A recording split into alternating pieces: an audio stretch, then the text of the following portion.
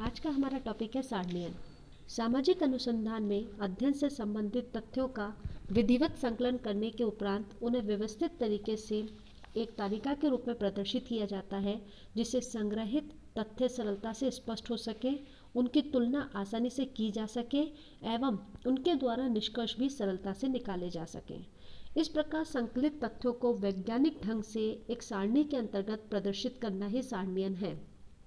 सारणियन के द्वारा अंकों से प्राप्त होने वाली सूचना स्पष्ट होती है, समस्या की व्याख्या स्पष्ट रूप से होती है तथा आंकड़ों से निष्कर्ष निकाले जा सकते हैं। सारणियन की परिभाषा। स्पर के अनुसार एक सांख्यिकी सारणी से संबंधित तथ्यों का उदग्र खानों तथा समतल पंक्तियों में किया गया वर्गीकरण है। कोन के मत में सारणियन किसी विचाराधीन समस्या को स्पष्ट करने के उद्देश्य से किया जाने वाला सांख्यिकी तथ्यों का क्रमबद्ध एवं सुव्यवस्थित प्रस्तुतिकरण है। सारणियन के उद्देश्य। सारणियन के उद्देश्य निम्नलिखित है। पहला, सुव्यवस्थित प्रस्तुतिकरण।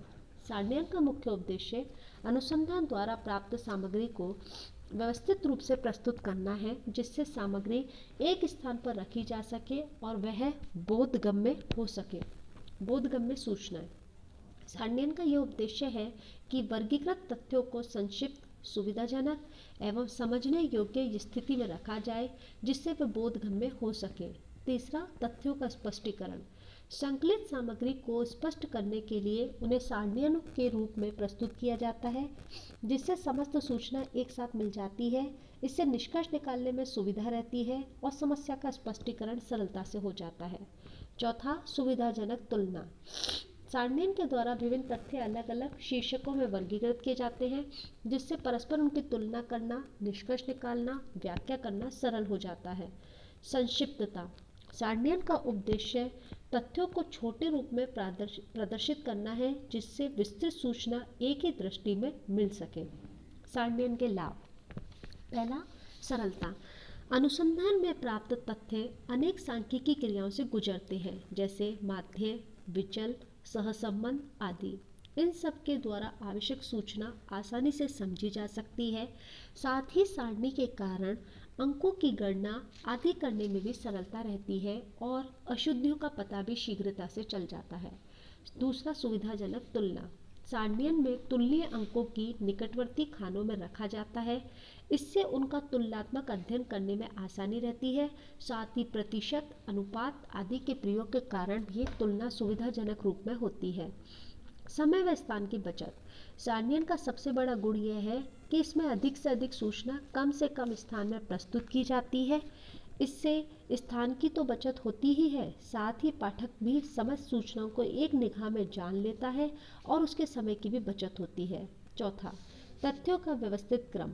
सारणियन द्वारा तथ्यों को शीर्षकों, उपशीर्षकों के अंतर्गत रखा जाता है, जिसके कारण उन्हें पद्धतिपूर्ण ढंग से व्यवस्थित किया जा सकता है और उन्हें दोहराना नहीं पड़ता। परिणाम स्वरूप सामग्री को ढूंढने में भी सुविधा रहती है और देखने में भी अच्छा लगता है। स्मरण करने में आसानी।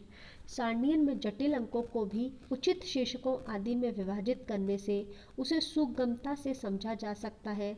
इससे उन्हें स्मरण करना आसान होता है। सूचनाओं का स्पष्ट चित्र। सारणियन में सूचनाएं एक क्रमबद्ध रूप में प्रस्तुत की जाती हैं, इस कारण वे समझने में सुगम हो जाती हैं। विभिन्न तथ्यों के संबंध का भी एक स्पष्ट चित्रण हो जाता है और एक निश्चित व आकर्षक रूप से उनका प्रदर्शन भी किया जा सकता है। सारणियन की सीमाएं। सारणियन से जहां अनेक लाभ हैं, वहीं इसकी कुछ सीमाएं भी हैं, जिनके कारण ये पूर्णतः दोषों से मुक्त नहीं है। पहला, केवल संख्यात्मक सूचना। सारणियन के द्वारा केवल संख्यात्मक सूचनाओं को स्पष्ट किया जा सकता है।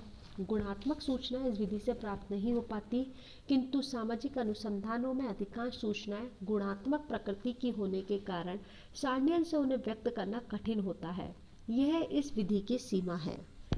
दूसरा, विशिष्ट ज्ञान की आवश्यकता। सारणियन गणितीय ज्ञान पर आधारित होती है और गणितीय ज्ञान सामान्य व्यक्ति के लिए कठिन होता है।